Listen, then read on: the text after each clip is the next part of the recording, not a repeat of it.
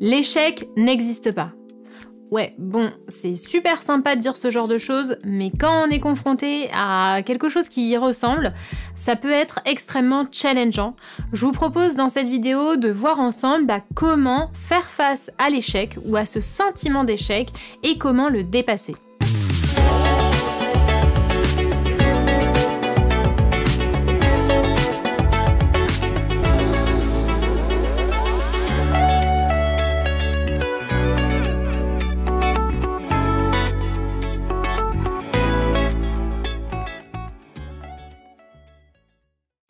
J'espère que vous allez bien. Avant de démarrer, pensez à vous abonner à la chaîne, à mettre un petit pouce en l'air et à cliquer sur la petite cloche pour rester informé des nouvelles sorties de vidéos. Maintenant, parlons d'échecs. C'est un sujet que j'avais très envie d'aborder avec vous aujourd'hui d'ailleurs sachez que c'est un sujet qu'on aborde vraiment en profondeur dans la pépinière L'éveil des entrepreneurs, l'accompagnement que j'ai créé sur 6 mois pour aider les entrepreneurs et futurs entrepreneurs dans le domaine de la relation d'aide à créer leur accompagnement et à développer leur activité de manière pérenne. L'échec, ça peut être un véritable challenge, la peur de l'échec, le sentiment d'échec qu'on peut ressentir parfois quand on se lance dans un projet et puis ça ne fonctionne pas ou ça fonctionne pas de la manière dont on aurait aimé que ça se passe et finalement on passe à côté de tous les trésors que cet échec peut représenter pour nous. Alors pour moi, il y a 5 phases obligatoires, je dirais, pour justement surmonter ce sentiment d'échec et aussi pouvoir en ressortir grandi. La première étape, c'est l'acceptation. Alors l'acceptation, qu'est-ce que ça veut dire concrètement ? L'acceptation, c'est l'acceptation de ce qui est. À un moment donné, vous avez tout donné, vous avez tout essayé, mais concrètement, il n'y a plus rien à faire. Vous avez essayé de développer votre activité avec les ressources que vous aviez, mais ça marche pas. Et c'est hyper important de passer par ce stade d'acceptation, parce que si, je dirais, vous entêtez dans un truc qui ne fonctionne pas, ça va juste continuer à créer de la frustration, mais vous n'allez pas pouvoir trouver de solution. C'est normal aussi que dans le domaine de l'entrepreneuriat en particulier, vous viviez des moments d'échec. On passe tous par là, je dirais, et moi la première, je saurais même pas compter le nombre de fois où j'ai lancé des trucs, ça a pas marché.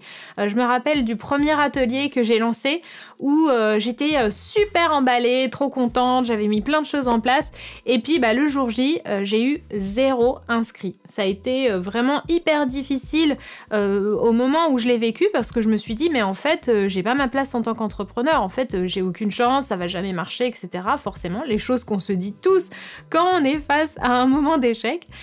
Et pourtant, je suis passée par cette phase d'acceptation, de me dire ok, déjà personne n'est venu, c'est tout en fait.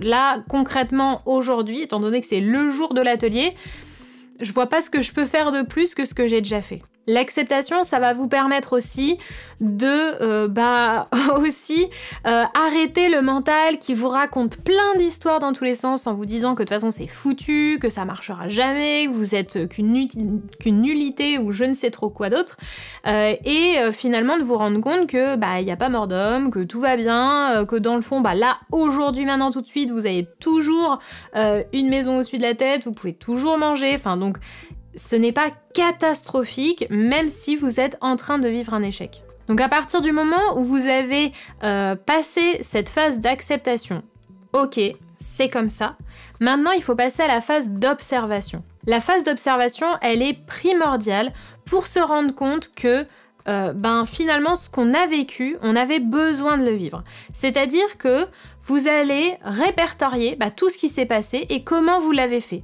Ok, donc j'ai mis ça en place, ça n'a pas marché. Ça, je l'ai mis en place, ça n'a pas marché. Mais concrètement, comment vous avez mis les choses en place ? Qu'est-ce qui fait que ça n'a pas marché ? Pourquoi, selon vous, ça n'a pas marché ? Qu'est-ce que vous auriez pu faire pour que ça fonctionne mieux ? Ah tiens, en fait, j'ai pas osé en parler vraiment sur les réseaux sociaux, ou alors j'en ai parlé une fois. Ah peut-être que c'était pas assez, alors. Tel truc, telle communication, tiens, en fait, j'en ai parlé que une semaine avant. Peut-être que ça aurait été bien que j'anticipe un petit peu plus.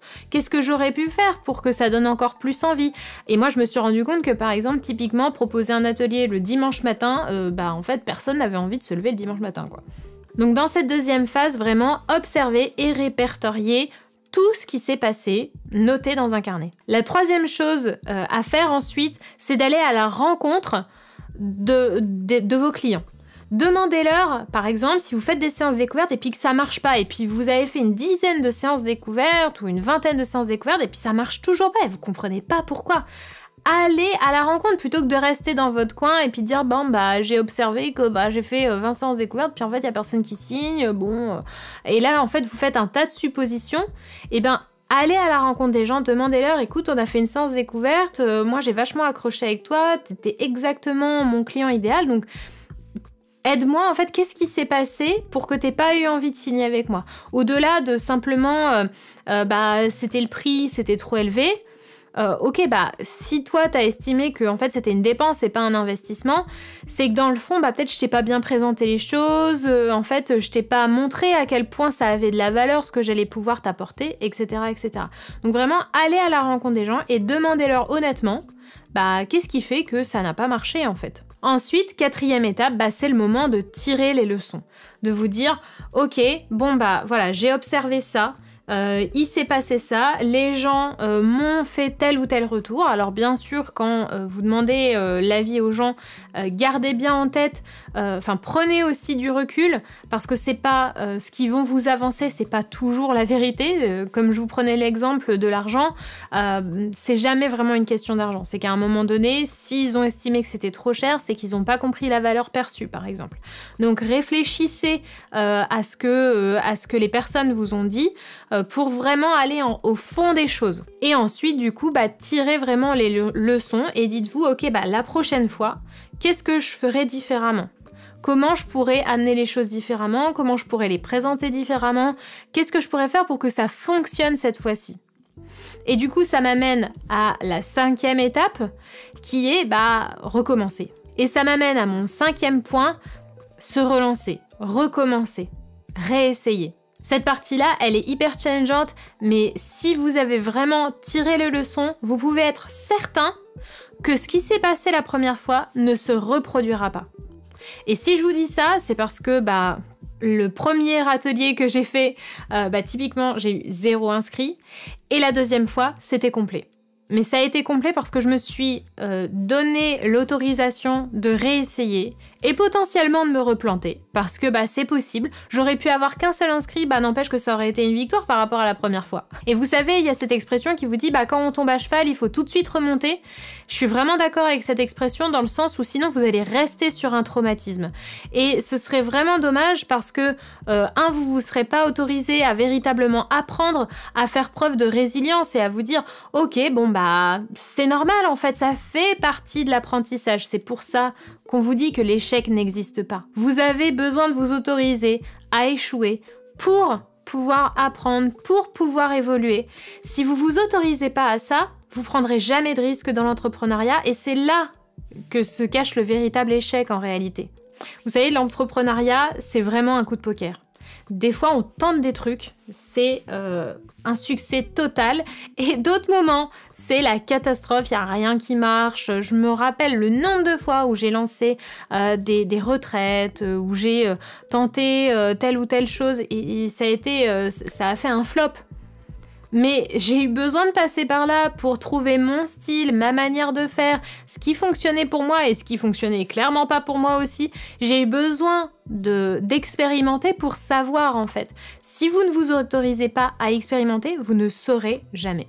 Donc si vous avez été confronté à un échec récemment ou à un sentiment d'échec récemment, bienvenue au club, bienvenue dans le monde de l'entrepreneuriat. Ça fait partie du lot quotidien des entrepreneurs, donc vous pouvez vous féliciter et vous dire que c'est une première grande étape pour vous dans votre vie d'entrepreneur. Une fois que vous vous êtes félicité, acceptez ce qui est parce que ce qui est, vous ne pouvez pas le changer. Par contre, vous avez le pouvoir de changer ce qui va devenir. Deuxième étape, observez ce qui s'est passé et interrogez les gens autour de vous, vos clients ou vos prospects. Ensuite, tirez les leçons et enfin, recommencez. Et voilà, c'est tout pour cette vidéo, j'espère qu'elle vous a vraiment été utile. Mettez-moi en commentaire l'échec récent que vous avez connu, que vous avez vécu. Surtout, quelles sont les leçons que vous en avez tirées, avec quoi vous repartez grandi en fait de cette expérience et quelles décisions vous avez prises à la suite de ça pour justement pouvoir vous relancer. J'ai hâte de vous lire en commentaire. Surtout, si vous avez d'autres conseils pour apprendre à dépasser ce sentiment d'échec, mettez-le également en commentaire. Et puis sur ce, je vous souhaite de passer une très belle journée et je vous dis à très vite.